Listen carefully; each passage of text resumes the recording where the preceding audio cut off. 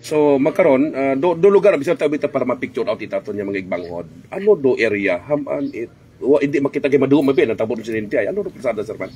Suba ag katangkihan do area di karon. So lugar siguro ay medyo makanimaw suba nga katangkihan madugom ag di kaon sa naga pangisda nga ra. Pangisda.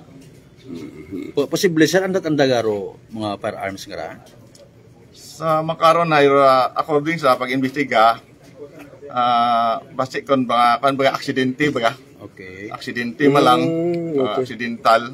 Ay padayon pa nga ng investigasyon ag sa makaon ay roy nya nga ni ramon nga mataw kinyo nga impormasyon ay. May figure Kung kita sir. makumpleto galing naton do aton yung pag-imbestiga ay mapatawag may gani kinyo. Meaning daiwa ka ang kulog nga sundan maka di accident firing or may nagbaril kanda. Yes sir. Okay sige sir. May klaro sir kung pilaw do igo nanda may info kita sa dayo. Wa pagit kami information karon sir ay tungod nga si Hidas para atong investigasyon. Okay, sige. May gusto kitang ipaabot maybe sa pamilya, cooperation para maklaruhan man dai karang nga bagay. O Sa mga pumuyo gali nga una sa New Washington no, so base may gapila kami. Ang base may inyo nga pagisayod ay tawag nga kamoya sa aton nga police station. Agud ato ay matagaan man naton yung action. Latest insidente ag matawan man naton ito station ng mga biktima. Latest medical update kanda sir, kumusta? Wa pagid kita sir, latest update. Sige sir. Thank you so much sir. Police Lieutenant Eulalio mga kasimanwa no.